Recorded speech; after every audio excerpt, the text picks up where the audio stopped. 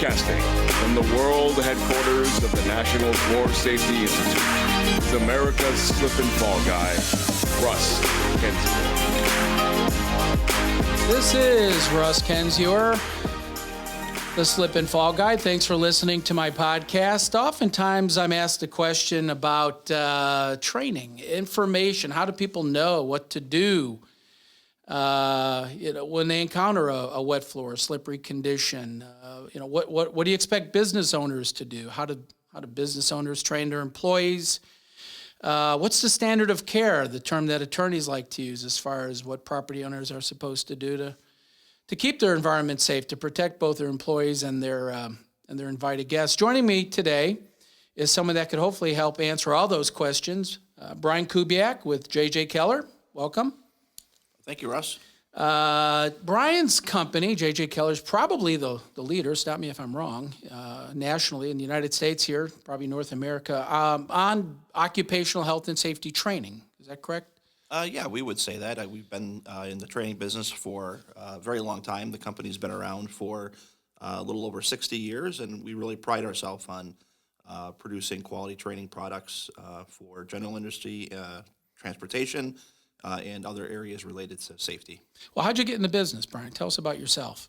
Well, I've been in the safety business for almost 20 years. I've been with J.J. Keller about 12 years, and I came on in a marketing capacity and have kind of transitioned into a role where I'm overseeing several of our business lines, including training, where I've really kind of focused on working with people like NFSI and others to develop some curriculum and training delivery that we feel is best in class, and we've really strived to create a library of content that's created by our internal experts and others like NFSI to bring safety products to the workplace. So J.J. Keller, been located in Neenah, Wisconsin for how long? Tell us a little bit about the company's history and how they came to be founded in this area. Sure. Yeah, we were founded about 65 years ago by a gentleman named Jack Keller.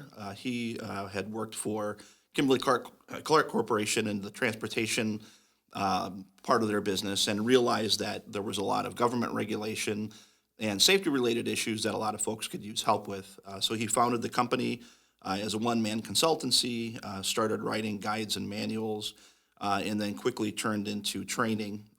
After getting into the workplace or the transportation market, he realized that there were other industries and areas of safety that needed the same kind of care. So he got into workplace safety, human resources law, and environmental safety and compliance.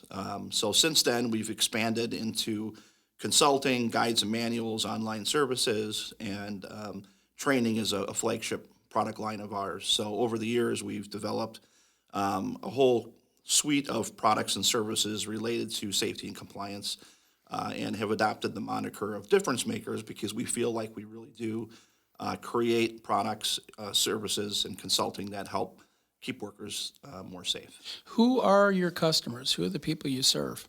We serve everybody from independent owner-operator truck drivers to mom and pop manufacturing operations, all the way to Fortune 100 companies that rely on us for their enterprise safety and compliance.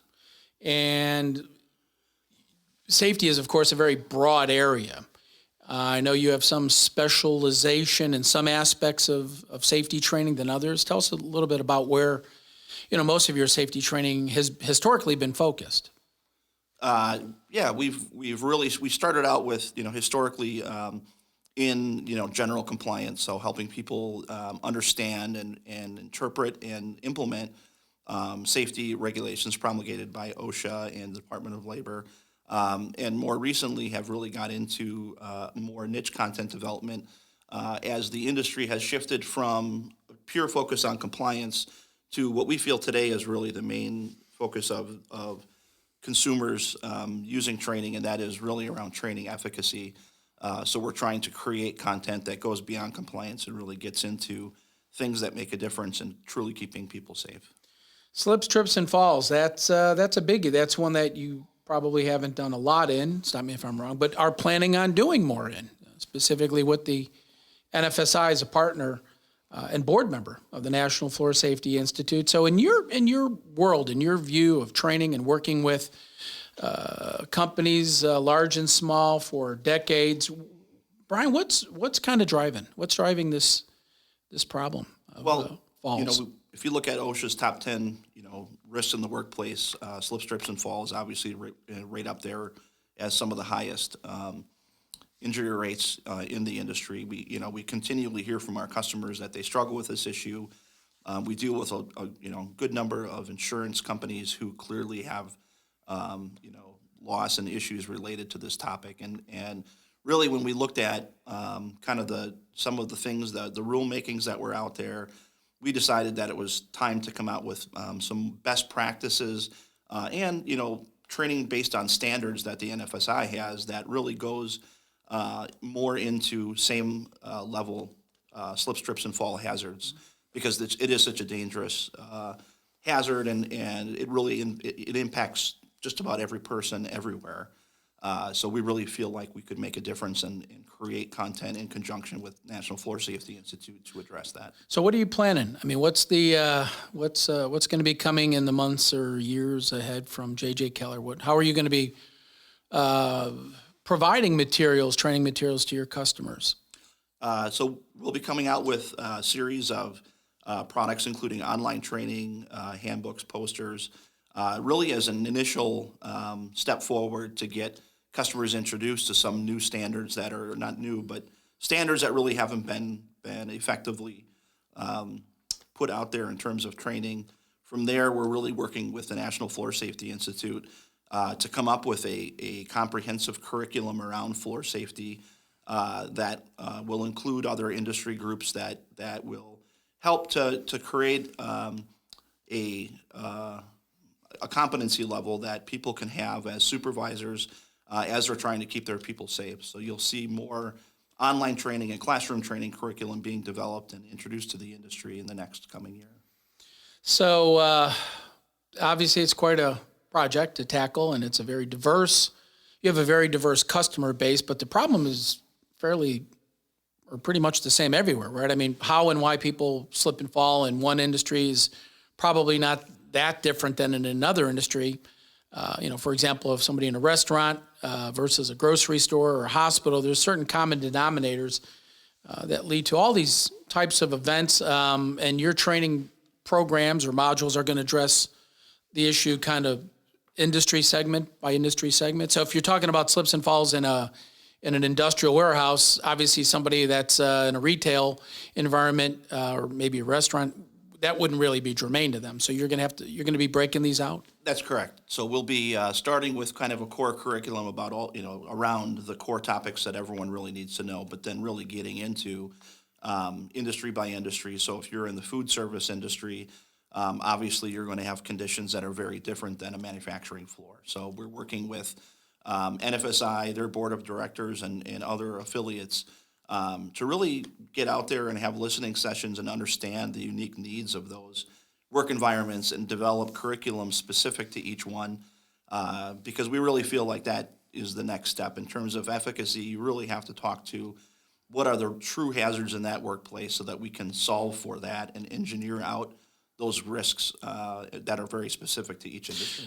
Are your customers asking for this? I mean, is this something that you feel there's going to be a kind of wide range of support? I mean, is this something that for example, the insurance industry, other potential customers yours are asking for? They're actually looking for more information, training on the subject? Is that what you're hearing? We have. We've had a lot of interest in not necessarily training, but helping solve the problem. So it really is about not just let's throw some training at this. It's what is the best way to solve the problem. And at the end of the day, as we get through this development, we're finding that there are ways to train both employees and people that are responsible for their safety on how to use the tools that are out there already, how to understand them and implement them to actually create safer workplaces. So they're asking for help, and we're coming through with a delivery mechanism that happens to be training. It can be confusing. I mean, all areas of safety training can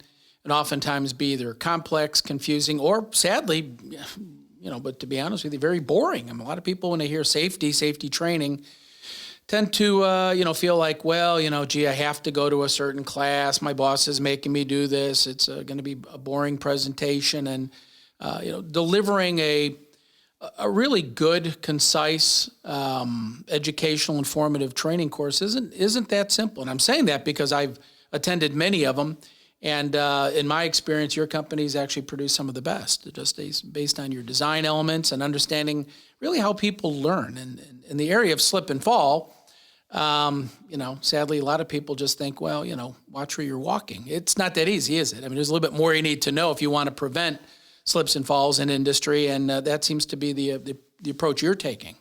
It is. It's it seems like it could be a simple topic, but when you really get into creating an interactive and engaging experience that communicates some nuances of these different workplaces, I think it's very important to deliver training in a way that is engaging. And to that end, we've spent a lot of time looking at empathy related to training and learners, and understanding the challenges that they have, and really putting ourselves in their shoes and saying, I don't think I'd want to sit down for an hour and just watch a video on somebody slipping and falling.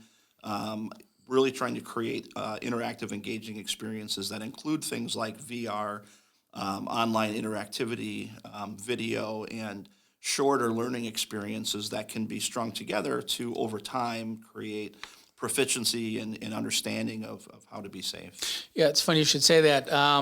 A friend of both yours and ours, Dr. Mark Foggiano, who's a professor at University of Central Florida, is putting together that entire virtual reality kind of empathy project of, how do you get people to care about other people's safety? It seems to be a difficult thing. And in the world of slips and falls, people tend to think they're funny. They laugh when they see somebody slip or trip and get hurt, when in fact they're not. So taking the subject very seriously, as you do, really goes a long way in kind of bringing, if you will, to the forefront prevention strategies. It's one thing to talk about the problem. It's another thing to talk about how to prevent the problem from occurring, or reducing the rate of incidents or losses. You mentioned the insurance industry. You work with insurers? We do. Okay. So our insurers, this is annually, every year after year, this is one of the top issues that they're dealing with in trying to reduce these kinds of incidents in the workplace. And so we're working with them to kind of pinpoint sort of the areas in specific industries that they're seeing issues with, and then going out there and trying to help them to deliver training to their insureds that really helps them, be safe. Is there one way of training that's better than another? Books, personal training courses, classes, online? What do you guys find? Actually, what's interesting is that we're at a point in time here where we have the baby boomers who learned one way, and you have the millennials on the other end of the spectrum who do almost everything digitally, and then there's everybody in between. And one of the unique things about J.J. Keller is we pride ourselves on creating the best-in-class content at the core, and then delivering it in different ways that works better for different learners. So we have DVD-based training, online streaming video, interactive video. We provide classroom training. We have a new format that we call a video book, which is a hardcover book that has an LCD screen built into it, and of course mobile technology. So we really do provide our training content across all these platforms.